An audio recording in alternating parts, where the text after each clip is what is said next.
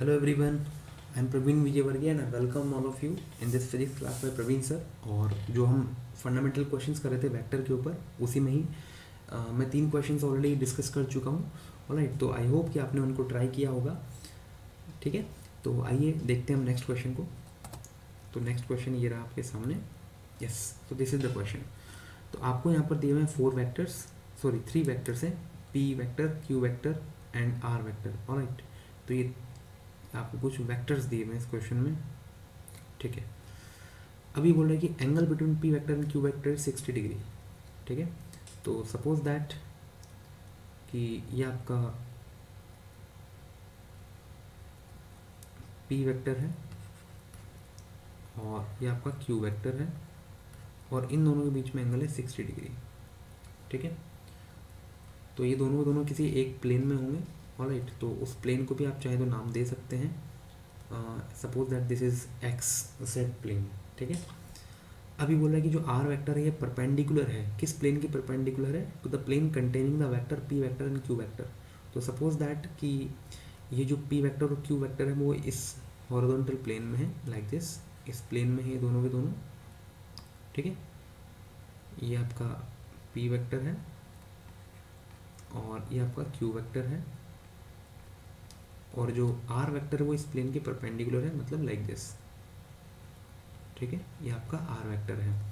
अब P vector और Q vector के बीच में जो एंगल आपको दिया हुआ है वो है 60 डिग्री। ठीक है, आपसे कहा जा रहा है कि कंसिडर द फॉलोइंग रिलेशंस। क्या रिलेशन है? P vector plus Q vector plus R vector is equal to 0, मतलब इन तीनों का जो वेक्टर सम है वो 0 के बराबर होना चाहिए।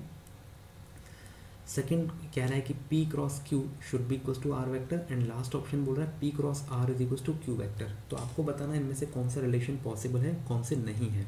ठीक है, अच्छा देखिए, सबसे पहली बात, ये जो दो वेक्टर आपके सामने है P वेक्टर और Q वेक्टर, ठीक है, अगर आप इन दोनों को जोड़ते हैं, सपोज P वेक्टर और Q वेक्टर को, इन दोनों को अगर आप जोड़ते हैं, ऐड करते हैं, तो इनका रिजल्टेंट कहाँ पर आएगा? इनके बीच में कहीं ना कहीं आएगा। तो suppose that this is the resultant of P vector and Q vector, इसको मैं आर नोट वेक्टर बोल देता हूँ। ठीक है, अब ये आपको पता होना चाहिए कि ये इसी प्लेन में ही कहीं ना कहीं आएगा। ऑलराइट, जिस प्लेन में पी वेक्टर और क्यू वेक्टर प्रेजेंट है। ठीक है, तो ये आपका आर नोट वेक्टर हो गया, which is the resultant of P vector plus Q vector. ठीक है, मतलब इन दोनों की जगह मैं इस आर नोट वेक्टर को लिख सकता हूँ। तो इक्वेशन क्या बनेगी? देखिए, R naught vector plus R vector, यही इक्वेशन बनेगी। ये आर नोट वेक्टर क्या है? P vector plus Q vector है। अब आप सोचें कि ये जो आर नोट वेक्टर है ये चूंकि उसी प्लेन में आ रहा है जिसमें पी वेक्टर और क्यू वेक्टर है। ठीक, इसका मतलब आर नोट वेक्टर और पी वेक्टर कोप्लेनर हो गए, एक ही प्लेन में होंगे। वहीं अगर आप आर वेक्टर को देखें तो आर वेक्टर ये परपेंडिकुलर है किसके साथ? पी वेक्टर के साथ। अब चूंकि पी वेक्टर और आर नोट वेक्टर ये एक ही प्लेन में है, तो क्या मैं ऐसा बोल सकता हूँ कि R naught vector is also perpendicular to R vector? ऐसा नोट, इसका मतलब ये वाला वेक्टर और ये वाला वेक्टर दोनों एक दूसरे के कैसे होंगे? परपेंडिकुलर होंगे। ठीक है, अच्छा, अब ये आर नोट वेक्टर और आर वेक्टर अगर एक दूसरे के साथ परपेंडिकुलर हैं, तो आपको पता होना चाहिए कि जब दो वेक्टर एक दूसरे के परपेंडिकुलर होते हैं तो उनके रिजल्टेंट का मैग्नीट्यूड इतना होता है और ये ज़ीरो नहीं होगा चाहे कुछ भी हो जाए। ठीक, या फिर आप इसको ऐसा भी समझ सकते हैं कि दो वेक्टर, एक है आर वेक्टर और एक है आर नॉट वेक्टर। ठीक है, इनका अगर मुझे रिजल्टेंट निकालना है तो ये रिजल्टेंट मिनिमम तब होगा जब आप इस वेक्टर में से इस वेक्टर को सब्ट्रैक्ट कर दें, मतलब दोनों के बीच में एंगल कितना हो? 180 डिग्री हो, तभी जाकर के इनका रिजल्टेंट क्या हो जाएगा? मिनिमम हो जाएगा। ठीक, इसका मतलब ये हुआ कि अगर मैं चाहता हूँ कि इस आर वेक्टर और आर नॉट वेक्टर का रिजल्टेंट 0 हो जाए तो वो तभी पॉसिबल है जब आर वेक्टर और आर नॉट वेक्टर एक दूसरे के अपोजिट आए। मतलब अगर आर वेक्टर ऐसे है तो फिर आर नॉट वेक्टर इसका उल्टा आना चाहिए, मतलब इस डायरेक्शन में आना चाहिए, तभी जा कर के इन दो वेक्टर का डिफरेंस ज़ीरो होने की पॉसिबिलिटी है, अदरवाइज ये दोनों वेक्टर कभी भी एक दूसरे के साथ जीरो नहीं होंगे अगर ये किसी दूसरे एंगल पर हैं तो। अब चूंकि इस फिगर से क्लियर है कि आर नॉट वेक्टर और आर वेक्टर कभी भी एक दूसरे के अपोजिट हो ही नहीं पाएंगे, तो इनका जो रिजल्टेंट है वो भी कभी जीरो नहीं हो पाएगा। ऑलराइट, इसीलिए ये जो कंडीशन आप लोग देख रहे हैं R naught vector plus R vector, ये कभी भी जीरो नहीं होगी। ये केवल तभी जीरो हो सकती है जब आर नॉट वेक्टर और आर वेक्टर एक दूसरे के अपोजिट आए और आर नॉट वेक्टर और आर का मैग्नीट्यूड बराबर आ जाए। ऑलराइट, ठीक है। लेकिन चूंकि इस वाले केस में आर वेक्टर परपेंडिकुलर होगा आर नॉट वेक्टर के साथ, और जब दो वेक्टर परपेंडिकुलर होते हैं तो उनका रिजल्टेंट इस तरीके से दिया जाता है। ऑलराइट, तो ये चीज़ कभी भी जीरो नहीं हो सकती है जब तक कि आर नॉट वेक्टर और आर वेक्टर इंडिविजुअली जीरो ना हो जाए। ठीक है, चलिए, तो ए यहाँ पर पॉसिबल नहीं है, तो जिन ऑप्शंस में ए पॉसिबल दिखा रखा है वो ऑप्शन अपने ऑलरेडी गलत हो जाएंगे, तो ये भी गलत हो जाएगा और ये भी गलत हो जाएगा। Now next question, P cross Q is equals to R vector.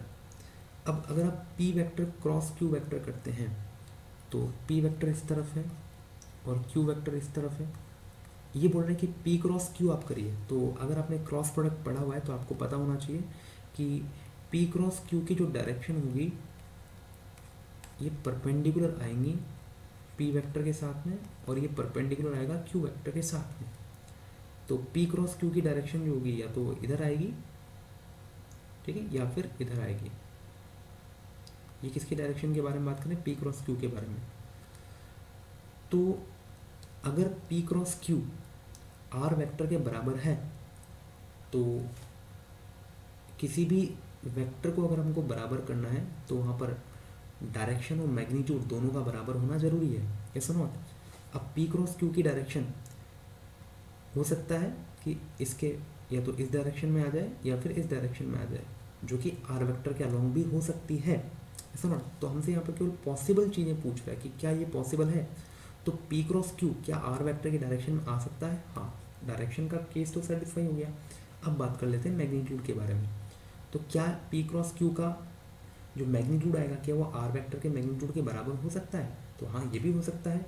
हमसे केवल पॉसिबिलिटी के बारे में पूछा जा रहा है। ऑलराइट, हमसे एग्जैक्ट चूंकि फिगर नहीं दी हुआ इस क्वेश्चन में, वैल्यूज़ नहीं दी हुई पी वेक्टर और क्यू वेक्टर की, तो हम एग्जैक्टली यहाँ पर नहीं बता सकते। हम केवल पॉसिबिलिटी यहाँ पर बता सकते हैं कि क्या ये चीज़ पॉसिबिलिटी, क्या इस बात की पॉसिबिलिटी है या नहीं है।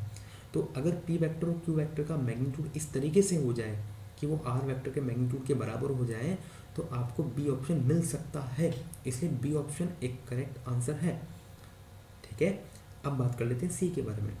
सी क्या बोल रहा है, P vector cross R vector is equal to Q vector.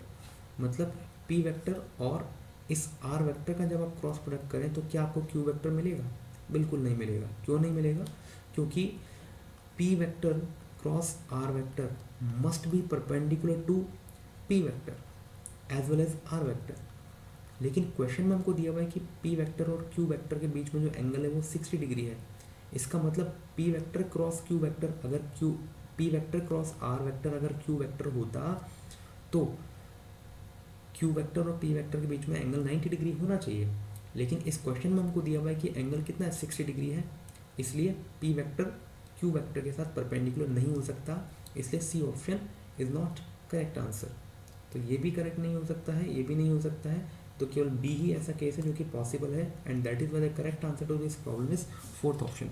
तो आई होप ये बात आपको समझ में आई होगी, बट फिर भी मैं आपको सजेस्ट करूँगा कि अगर कोई भी डाउट हो तो आप कमेंट बॉक्स में पूछें, और इस क्वेश्चन को करने से पहले एक बार क्रॉस प्रोडक्ट जरूर पढ़ लें ताकि आपको इस क्वेश्चन को समझने में और हेल्प मिलेगी।